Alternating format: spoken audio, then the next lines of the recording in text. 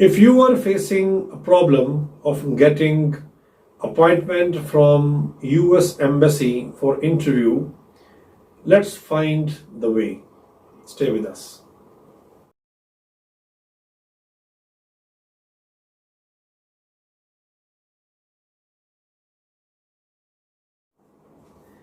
इस वक्त एक इन्फ्लक्स है एप्लीकेशंस का जो यूएस एम्बेसी में डेली बेसिस पर सबमिट हो रही हैं।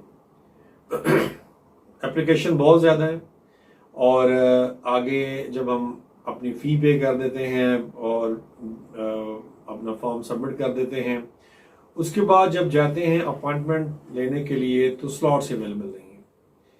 ये स्लॉट्स क्यों अवेलेबल नहीं हैं, आखिर क्या वजह है? इतनी अपॉइंटमेंट्स होने के बावजूद ज़ाहिर है कि यूएस एम्बेसी एक बहुत बड़ा नंबर है एप्लीकेंट्स का जिनको वो रोज़ाना इंटरव्यू करते हैं, और ये कभी ऐसा नहीं हुआ कि इतनी लंबी अपॉइंटमेंट की डेट आपको मिले। यानी आज अगर आप अपॉइंटमेंट बुक करना सोचते हैं कि आपने फ़ीस जमा करवाई है, कल जाके आपके फ़ीस आपके अकाउंट में आएगी, और जब आप कल देखेंगे कि आपको 2022 यानी 2022 की आपको मिल रही है अपॉइंटमेंट, यानी कि 1 साल बाद, तो बड़ा हम आमतौर पे परेशान हो जाते हैं कि आखिर ऐसी क्या रीज़न है कि इतनी लंबी अपॉइंटमेंट चल रही है। उसकी एक जो रीज़न है वो तो डेफिनेटली कोविड-19 है। बहुत से लोग जो एप्लीकेशंस नहीं जमा करवा रहे थे और वो वहाँ पर जाना चाह रहे हैं किसी वजह से, तो वो अब चूंकि उन्होंने एप्लीकेशंस अपनी दी हैं तो एक बैकलॉग जो पीछे बना हुआ था उसकी वजह से ये एक इशू आ रहा है कि अपॉइंटमेंट्स में बहुत डिले हो रही है। अब अगर हम आज चेक करते हैं तो जो विजिटर वीज़ा है, यानी जो विजिटर्स हैं, सबसे ज़्यादा अगर कोई इससे मुतासर हो रहा है तो वो विजिटर्स हैं। यानी विजिटर में ये है कि उनको अगर हम चेक करते हैं तो वो कोई 350 डेज के करीब करीब दिन आ रहे हैं कि हमें अपॉइंटमेंट मिलेगी।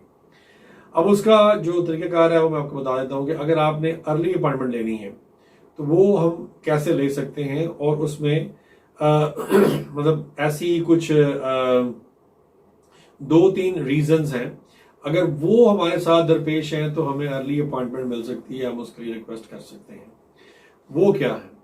उसमें पहली चीज़ ये है कि अगर कोई वहाँ किसी की डेथ हो गई है यूएसए में, और यहाँ किसी फैमिली मेम्बर ने या किसी ने उनके फ्यूनरल में जाना है, या ज़ाहिर है फ्यूनरल तो हम 1 साल डिले नहीं कर सकते, तो उसके लिए वो इमरजेंसी अपॉइंटमेंट के लिए रिक्वेस्ट कर सकता है यूएस एम्बेसी को, और वो हमने देखा है कि वो इसको कंसिडर करते हैं और अपॉइंटमेंट आमतौर पर मिल जाती है। दूसरी रीज़न क्या है? दूसरी ये है कि अगर किसी को कोई अपना हेल्थ इशू है और वहाँ पर उसने जाना है फॉर ट्रीटमेंट, और ज़ाहिर है वो भी एक इमरजेंसी की हालत है, यानी वो साल तो इंतज़ार नहीं कर सकेगा, तो उसके लिए भी अगर वो रिक्वेस्ट करेगा फॉर कंसिडरेशन तो वो कर लेते हैं और उसको अर्ली अपॉइंटमेंट भी मिल जाती है। अब जो थर्ड सिचुएशन है वो है कि कोई स्टूडेंट है और उसकी क्लास वहाँ पर स्टार्ट हो रही है और उसको अपॉइंटमेंट बहुत देर की मिल रही है, तो वो भी एलिजिबल है कि वो अपॉइंटमेंट के लिए रिक्वेस्ट कर दें। और एक और भी है सिचुएशन, यानी कोई बिजनेसमैन है जिसका कोई बिजनेस का कोई ऐसा इशू है कि अगर वो वहां पर नहीं पहुंचता तो उसको बहुत लॉस जो है वो हो सकता है, और इन रिटर्न डेफिनेटली अगर आप पाकिस्तान से कोई चीज़ वहां पर भेजते हैं, एक्सपोर्ट करते हैं, तो इसका इन रिटर्न जो फ़ायदा है वो पाकिस्तान को भी होता है। यानी अगर हमारी कंट्री को उसका कोई लॉस हो रहा है तो भी हम अर्ली अपॉइंटमेंट के लिए रिक्वेस्ट कर सकते हैं। अब ये तो वो चीज़ें हैं जो इमरजेंसी में आती हैं। हमारे जो बहुत से लोग हैं वो इनमें नहीं पूरा उतरते, वो ज़्यादातर जो हैं वो विजिटर्स हैं जो प्लेजर ट्रिप के लिए जाना चाहते हैं, यानी वो टूरिस्ट हैं, तो टूरिज्म के लिए उनको ये एक टिप मैं दे सकता हूँ कि वो अपनी जो भी उनको अपॉइंटमेंट मिलती है वो उसको बुक कर लें।